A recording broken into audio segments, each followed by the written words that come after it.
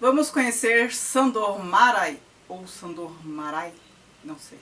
Olá pessoal, tudo bem? Eu sou a Carmen do blog Que Vida do Mundo e hoje eu vim apresentar um novo autor aqui, um autor que eu adorei conhecer, o húngaro Sandor Márai. Acho que é assim que se fala, já que tem acento no primeiro A, Márai. Eu li As Velas Ardem Até ao Fim. Ele é um daqueles autores que pegam um enredo simples e transforma este enredo num livro grande, numa história grande, porque narra o que é simples de uma maneira muito interessante, muito boa. Só por este livro, não li mais nada dele, eu tenho mais um que eu tenho aqui no Kindle, eu pretendo ler em breve, mas só por essa história aqui já deu para perceber que ele tem uma habilidade narrativa fora de série. Vamos ao resumo da obra. Essa história é de dois amigos na Hungria, fim do século XIX, começo do século XX, já me perdi nas datas, mas é muito tempo. E quando jovens eram muito amigos mesmo, sabe? De as pessoas nem acreditarem em tanta amizade. Um era nobre, tinha dinheiro, e o outro não. O outro não tinha nobreza, tinha habilidade com música, tocava Chopin e tudo mais. Eles eram muito amigos. Um deles se casa, o mais rico, né, o que tem dinheiro, se casa, e o outro continuou sendo muito amigo dele, frequentava a casa, jantava e tudo. Faziam caça juntos, né, porque é uma cultura europeia, principalmente naquele período histórico, né, eles têm guarda de caça até, né, principalmente nesses países mais frios, isso é muito comum. Eles têm guarda de caça, uma residência de caça e tudo mais. Teve um dia de caça que aconteceu um episódio lá que fez com que eles se separassem. Eles ficaram distantes um do outro 41 anos, sem notícias, sem nada. Aconteceu alguma coisa naquele dia que fez com que eles se separassem. O amigo mais pobre foi para o exterior, Extremo Oriente, nos trópicos, né, que eles falam. E o outro ficou com todo o peso da história de um lado, o outro com o peso da história de outro lado. E aí eles se encontram. A história começa assim, eles se encontrando. 41 anos depois, o amigo que tem mais dinheiro recebe o outro. Então, eles se separaram quando tinham, acho que 32 anos, eles tinham a mesma idade. E agora, os dois velhos, 73. Um recebe o outro para jantar. E aí, aquela situação cerimoniosa. Aí eles jantam, falam das amenidades, e aí chega um momento inevitável, que é o quê? Tocar no assunto, né? O que causou a ruptura entre os dois. Pensem que este assunto, o que causou a ruptura desses dois, a contação, a narrativa sobre este assunto e quem é o protagonista dessa narrativa é o amigo que ficou, é o amigo nobre. Ele toca no assunto e começa a relatar. E aí a gente, o leitor, começa a compreender mais ou menos o que passou. Isso dura mais ou menos 70% da obra. Só isso. Aí você pensa, nossa, mas que chato. Que história sem ação. Mas não. Por quê? Porque o valor dessa obra está nessa narrativa. E aí vai ter que ter spoiler. Eu vou falar o que aconteceu, por quê? Se não for para dar spoiler, não faz sentido fazer um vídeo sobre essa obra. Porque o que aconteceu importa muito pouco. Esta é uma história em que spoiler importa muito pouco para a qualidade da obra. Porque é o como que importa. O como ele narra, não é o que aconteceu. É como ele conta o que aconteceu. Então não fiquem bravos. Mesmo que você não tenha lido o livro, você vai perceber que a partir do que eu falar, o seu interesse ou não em ler a história não vai ser diminuído porque eu disse o que vai acontecer aqui. Talvez fique aumentado por conta da forma de narrar. O que acontece aqui? O amigo nobre toca no assunto que fez com que eles se separassem. Então eles já tinham jantado, estão sentados lá na sala e ele vai fazendo uma progressão dessa história, uma reconstituição dos fatos e ele vai acrescentando aos poucos mais elementos. Parece uma história assim rocambolesca, sabe? Que ele vai desenrolando aos poucos e de maneira espiralada, porque ele vai retomando e vai avançando, né? É uma maneira dialética, espiralada de contar a história. Volta e adianta, volta e adianta. O que aconteceu naquele dia? da caça. Os dois foram caçar e aí apareceu um veado e o amigo mais pobre, que foi pro Oriente, ele tentou matar o veado. Então ele sacou a arma e o amigo nobre estava entre o veado e ele. E o amigo estava de costas para ele.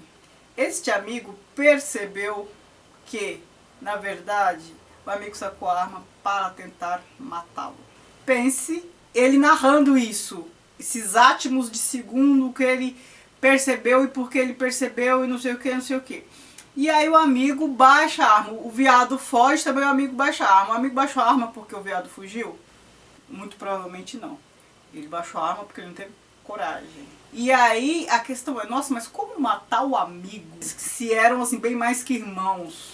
E aí este que está narrando a história vai nos apresentando essas inquietações. Todo o estado emocional de conflito, né? Ele tinha certeza que o amigo ia matá-lo, mas por quê? E como ele foi fazendo, ligando os pontos, montando quebra-cabeça. Por quê? Ele, nossa, mas seria a situação ideal, porque o guarda de caça estava longe, seria o álibi perfeito, ela tentou matar o veado, acabou atingindo um amigo, nunca iam desconfiar dele, a situação perfeita, porque eles estavam lá no meio da floresta e de repente um acidente, tentou matar o veado, matou o amigo. Ele descobre que o amigo estava tendo um caso com a esposa dele. E os dois, muito provavelmente, tinham planejado fugir para o Oriente, alguma coisa assim. Ele foi ligando uma coisa com a outra, depois foi procurar amigo, depois o amigo no dia seguinte fugiu, foi embora para os trópicos e tal, e a esposa ficou, ele descobriu que tinha tido um caso. A partir de então, ele deixou a esposa lá no castelo, no palácio onde eles moravam, e ele foi viver lá na casa lá do guarda de caça, por 8 anos.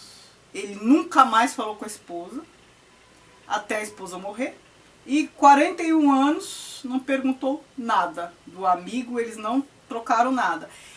41 anos reconstituindo, remoendo essa história. É uma história altamente imagética, a gente começa a visualizar.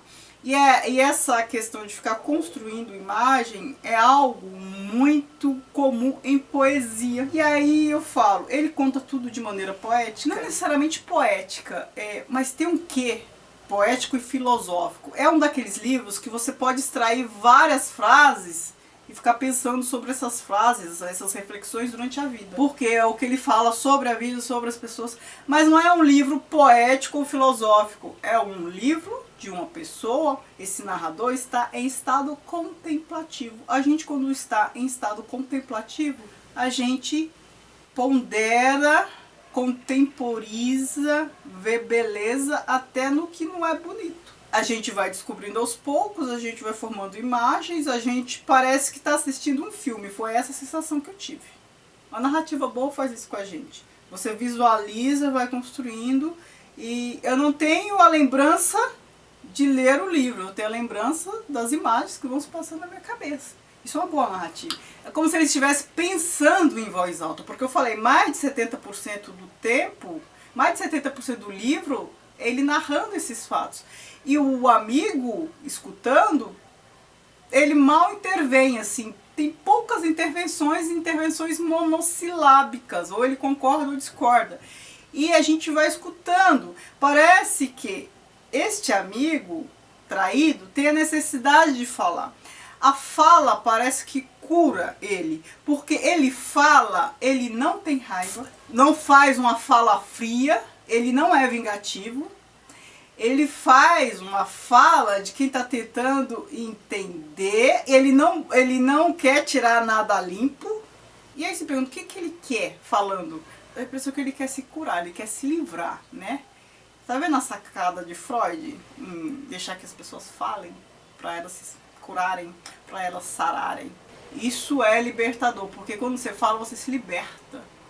E ele fala, e ele não, e a gente percebe o narrador, este amigo traído, a gente percebe que não é uma pessoa vingativa, a gente percebe que não quer tirar limpo e não é tão vaidoso assim. Por quê? Porque ele não fica falando, olha como eu sou bom e eu perdoo vocês, olha como eu sou maravilhoso. Não, ele vai fazendo uma narrativa que não é de perdão, que não é de vingança, que não é de vaidade, que não é de nada disso. E não vai narrando para compreender, porque ele já tinha compreendido. Ele vai narrando para se libertar, para abrir o coração, não é para perdoar. Ele vai narrando para se sentir mais leve. Ele não narra para tirar satisfação, ele não cobra satisfação. Ele faz pergunta pro amigo, que depois também não interessa mais. Ele tá ali com um caderno diário da esposa, que deixou para abrir junto com outro, e joga lá para queimar. Então, assim, não importa mais, não quero mais saber. Com tudo isso, o que eu quero dizer? É um livro sobre amizade. Uma amizade acima de tudo. Uma amizade acima da passagem do tempo. Uma amizade apesar da traição, da deslealdade. A amizade neste livro é representada como se fosse uma terceira coisa, como se fosse uma entidade. Então há um amigo, há outro amigo, e da relação dessas duas pessoas surgiu uma terceira coisa, uma entidade que é maior que elas. É essa sensação que eu fiquei quando eu li este livro. E esta amizade está acima dos deslizes humanos. Por quê? Porque ela já tomou corpo. Ela existe apesar dos dois. Então não importa se um traiu, não importa, a amizade continua. Isso é tão maduro, isso é de uma maturidade. Perceba que só a passagem do tempo permite que uma pessoa alcance esse nível de maturidade para ficar contemporizando, avaliando bem as coisas, não assim vai descendo. Não estou falando que todos que envelhecem chegam a esse estágio, mas me parece possível ou mais fácil chegar a esse estágio com o passar do tempo. Então a amizade, essa terceira coisa, está acima de tudo. Não importa o que os outros fizeram. Ele deixa claro que a esposa e o amigo poderiam ter pedido qualquer coisa para ele que ele teria feito. Então percebam, uma pessoa com este grau de envolvimento emocional com as outras pessoas se sentiria traído, não perdoaria, ia querer matar, ia querer um monte de coisa. Ele não. E não pense que é só porque passou o tempo. É o que eu falei. Nem todo mundo envelhece, fica assim. Então a amizade está inabalável. Para a amizade estar inabalável é porque ela tomou o corpo, ela está para além das emoções de cada um. É a representação concreta de uma relação que transcendeu as pessoas. Então, as duas coisas que eu destaco nesta obra: a habilidade narrativa do autor em contar uma história que é simples. Se ela fosse contada de uma outra forma, seria mais ou menos a história de Dom Casmurro, né? Aquela coisa de Capitu, traiu ou não traiu com o melhor amigo. Parece uma história de Dom Casmurro. Só que tanto na outra história de Dom Casmurro como nessa, o traído contando a história é que faz a obra ficar grande, porque o enredo é simples. Então este é o primeiro aspecto que eu quero levantar. A forma de contar, que é belíssima, poética. Tem coisa que faz a gente pensar assim, né? Ficar pensando. Eu muitas vezes parei de ler e fiquei assim, em estado contemplativo também, refletindo sobre o que ele tinha falado. O outro aspecto que eu quero destacar é essa amizade concreta, corpórea, que está acima dos deslizes humanos. Apesar de tudo e acima de tudo, a amizade continua. A impressão que fica é que eles não poderiam existir mais e também não poderiam morrer sem voltar a se falar, né? Não para vingar, botar em pratos limpos, não para não sei o que. Não por nada disso, porque o amigo traído aqui em momento nenhum confessou, mas também não negou. E isso importa muito pouco, que era necessário que o outro falasse. E durante esta fala, eles e a gente, o leitor, começou a perceber que, apesar de tudo, a amizade continuava. Mas era necessário, essa fala era necessária. Falar cura, liberta, transforma. Muito obrigada por assistir e não se esqueçam de se inscrever neste canal, de me seguir nas redes sociais, o Que Vi do Mundo, Instagram, Facebook e a página do blog. Eu peço que me sugiram outros livros deste autor. Algumas pessoas já me sugeriram As Brasas, mas eu não tenho esse, eu tenho um outro. Eu pretendo ler ainda As Brasas, um dia eu compro, tá bom? Muito obrigada, baby. Tchau, tchau.